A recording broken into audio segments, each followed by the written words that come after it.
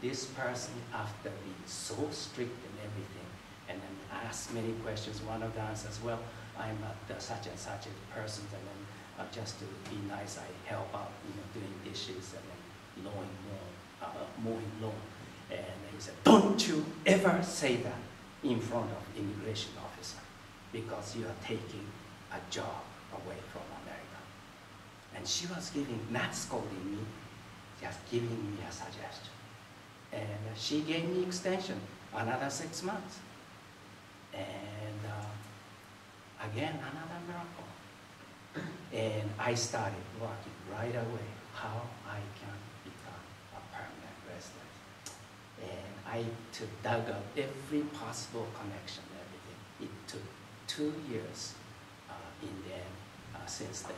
And just at the time when I was already graduated from finance department as an undergraduate. No, graduate student already, because I went in as a third year of undergrad and I finished the equivalency for the undergrad. So went into graduate school and finished grad school. I still didn't have permanent resident visa. And I was on deportation condition. If immigration officer from California came by, I would have been sent back.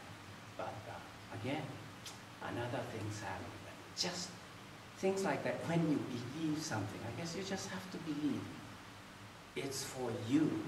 And you somehow, if you have that, if you can achieve that, it's going to make good for, at the time for myself, for other people. Basically, good things happen to you because I think you are valuable, that you are supposed to succeed, go through and make use of that value for other people. And that's what happened, I guess, in there. Anyhow, it all worked out because of some immigration scandals and stuff that I got in. And I stayed with the promise not to take a job because that was the basis, and I was supposed to be employed in very narrow margin of possible employment. And yet, at the same time, ceramics, because I was so passionate, or that's the only thing, that was the last straw that I had in life. I quit everything else. And so, when your head is on chopping block, you do a lot. Yeah. If you think you are not improving English so much, because your head is not on chopping block. If it did, you will be brilliant in 2 months. That's the difference. So I did very well, and for a person who didn't have any training, I did pretty well. But it was nothing compared to my ego. My ego was so big. Unless I am one of the top 5 renowned artists, including everything in the US, life wasn't worth living because I was so suicidal. I didn't know about the value of life. I thought life is superstition, just anytime if you don't like it, and just take it on. If somebody really does something bad, can't stand it, kill that guy, and I kill myself. I was like that all the time, and drunk. It was very dangerous. But somehow, God kept me alive. And so as the frustration mounted, because it doesn't seem to reach the success rate I was looking for, danger of doing myself in mounted all the time. And any time when I'm a little bit drunk and then, like 24th floor of my friend's apartment, I look down, God, it's so easy, just junk, that's it. Nothing else matters. It's just terrible. Today, I have family, sorry to say, but brilliant boys, graduate school, and just graduating, finishing up, and the other one in junior in Arizona State, and good family, wonderful life, and thank God for that. But I just thought, boy, why is God keeping me alive? I better find out before I do myself in. And different things happen. So I thought, well, I've been just thinking about myself all the time. I better learn to think about somebody else. Until then, I didn't even care to date because it was a waste of time, waste of money.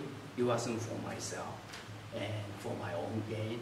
And it was terrible. So I thought, well, I'll learn to make good relationship with others and try to understand what others are. And then went through a few relationships, and then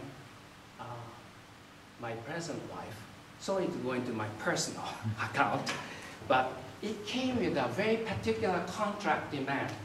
I was 37 already, and she went through one marriage and had one miscarriage, divorced.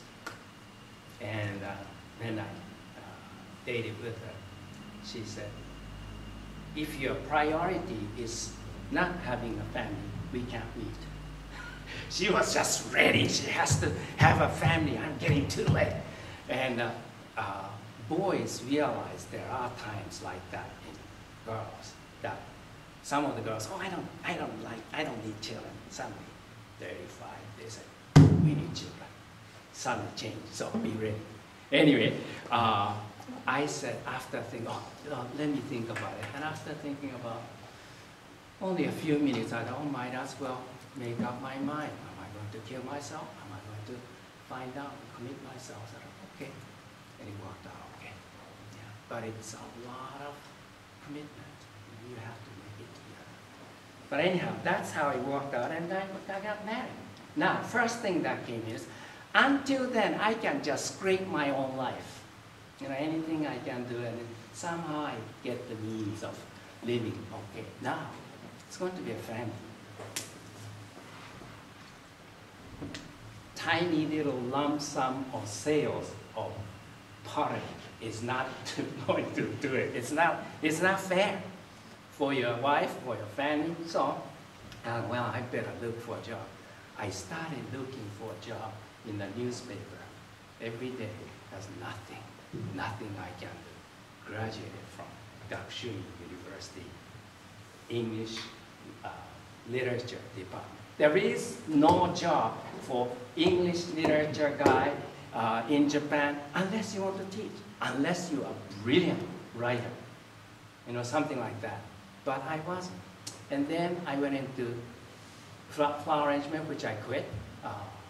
Theater, which I quit. There's nothing for me. Only thing is ceramics.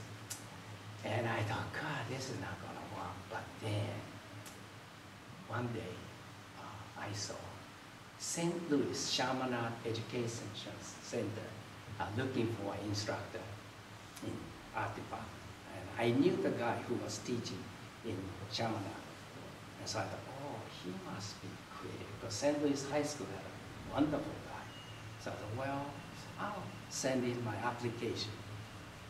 2 months passed, nothing happened. And one day I was attending this art show opening of my friend. And I thought, I was born from my mouth first, so I talk a lot, which helped me a lot. But anyhow, I was talking with my friends, and suddenly this guy just keeps kind of close to my back. And I went through the theater and artist life a lot, so I have a very particular experience with friends who has a very particular gender choices. And I thought, oh God. And then suddenly he turns around and taps on my shoulder. I said, hi, I'm from Chaminade, and we are looking for instructor in art department. And I was very interested in the conversation. I said, oh, I sent an application in. I said, when? What's your name? My name is Yukio Ozaki. I said, no, I didn't receive yours. Turned out to be chairperson was a lady who was a brilliant actress in the theater, and then we was all part of it. So she was calling me at home, but I was at my girlfriend's house, my wife's house, all the time. So she didn't bother. Sunday again, it's a miracle. How did that happen? Is it coincidence? No. It's supposed to happen when you are so passionate, when you need it so bad. I needed a job. It happens. Just believe in it. And so I went, this was on Sunday. Next day, I went to the event and was waiting. And then chairperson comes in and I said, Linda Ryan. And then Linda said, oh, you know me? And I said, oh, everybody's on this island knows you. And I wasn't, grinding a sesame seed ball. It's just, she was so famous. And so made a connection that way. And just one thing leads to another. It really today convinces me nothing happens for coincidence. Everything happens because it's meant to make you a better person. And sometimes it's painful. Loved one be hurt or die or whatever, but it's all for that purpose. And so whether you turn it to the positive or not is up to you. It's very heavy sometimes, but believe in it, it happens for that purpose. Anyway, I got the job. Turned out to be, there were lineup of tenured people from mainland just because it's Hawaii. They want to come and they live there. But they chose me. And yet, remember I was big-headed, ego-ridden. So I thought at the time, wow, something. No wonder I got the job. No, God felt so sorry for me that, God, this guy needs a help. And that's how I got the job. And later I learned, it's a Catholic school. I have nothing to do with Catholicism. I don't care about God that much, although I developed sense of God through ceramics. You do all kinds of things, but in the end, you put it in the kiln, close the door, and then you have to fire. It's so darn hot, 13,000 centigrade in Fahrenheit, 2,400 Fahrenheit. And that's something you can't go there and touch it up. You just have to believe or trust or pray. And pray for what? Pray for God. I don't have religion. You don't have to have religion. You just believe in something beyond you, beyond something science cannot explain. And that's how I learned to believe in God. And it's been great help for me. It's the source of my strength. And that led to thinking of ceramics was originally ceramics was my purpose in life, and it wasn't. That was a way to keep myself alive without committing suicide.